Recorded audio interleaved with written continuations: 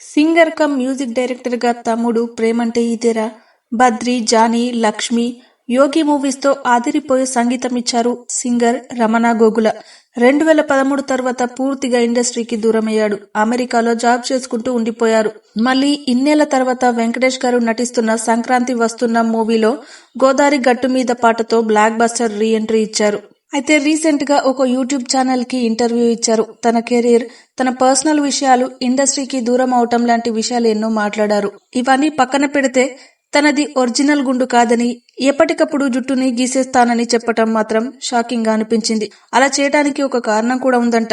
Johnny movie టైంలో తన భార్య ప్రెగ్నెంట్. డాక్టర్స్ ఏమో డెలివరీ కష్టమన్నారట. ఇక దాని గురించి ఆలోచిస్తూ ఆఫీస్ లో డల్ గా ఉంటే కీబోర్డ్ ప్లేయర్ ఒకతను ఏంటి సార్ అలా ఉన్నారని అడిగాడట. ఇక విషయమంతా చెప్పాడు. మీరేం ఆలోచించకుండా తిరుపతి వెళ్లి రండి సార్, అంతా సెట్ అయిపోతుందని చెప్పాడట. ఇక సరే అని అక్కడే జుట్టు అంతా దేవుడికి ఇచ్చేసి వచ్చాడు.